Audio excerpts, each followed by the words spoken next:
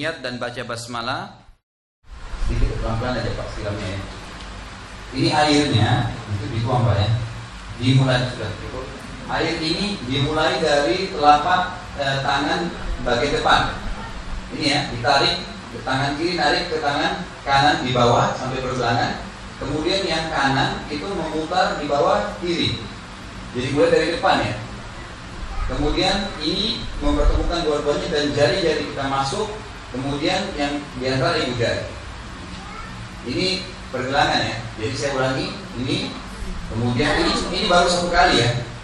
Kemudian kita masuk ke depan dan ini baru satu. Kemudian ini dua, ya. Kemudian baru tiga. Jelas ya? Ini perhatikan harus dimasukkan dan ini supaya semuanya kena air. Satu, harus tenang dalam ibadah. Yang kedua, kalau kita mau berkumur-kumur dan istinsyak, air seperti ini dimasukkan setengah di mulut, setengah di hidung, seperti ini.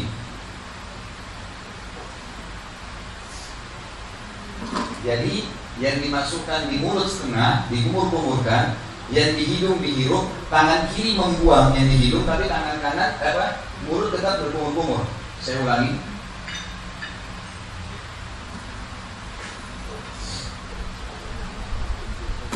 Jadi dianjurkan ini kumur-kumur, tentu lebih maksimal dari ini ya, dengan kumur-kumur. Dianjurkan seperti kumur-kumurnya memasuk ini satu ya. Jadi tidak dipisah, jangan mulut aja. Memang sunnahnya adalah memasukkan mulut dan hidung. Baik, kemudian kita masuk ke wajah. Wajah ini di awal tumbuhnya rambut ya Bapak Ibu sekalian, seperti ini. Ini tentu airnya, maaf baca bahasa Pak. Apa? Ini di airnya dituangkan di wajah, kemudian begini. Ini telapak tangannya, ini dipastikan di awal tumbuhnya rambut ya, diputar begini. Jadi ini diputar seperti kipas ya. Ini dipastikan semua kena, hidung saya kena, semua mata kena, rambut kena, dan ini tempat di sebelah kuping kena semua. Pada saat diputar begini, jari ini masuk di bawah dagu ya. Ini sudah masuk di bawah dagu. Dipastikan ini satu. Kemudian dua lagi setelah diambil air tentunya ya. Yang kedua, kemudian yang ketiga. Sama pada saat membasuh siku. Ini bisa kita tarik dari sini. Ini ditarik sampai dipastikan ini ya. Ini harus kena. Ini garis ini subhanallah ada hikmahnya kata ulama. Batas minimal wudhunya gitu. Jadi tarik sampai di bawah siku, kemudian baru diputar ke atas. Ini baru satu. Kemudian sama dua, kemudian baru tiga. Boleh juga dari sini kalau mau dipastikan. Kerannya lagi jalan ditarik, tapi tetap bagian depan dulu diputar. Ini bukan cuma sekedar dituang ya, tapi dipastikan kena, kemudian diputar. Putar ini tarik lagi ke atas. Supaya memang ini jamahan ini memastikan semua kena. Sama kalau dari sini, ya, ini diputar, dipastikan dan dianjurkan lebihkan. Sama juga sebelah kiri, itu nggak usah pakai air Pak ya. Ini sebelah kiri sama diputar, kembalikan ke sini lagi. Atau kalau dari sini diambil dari ini dipastikan semua kena ya.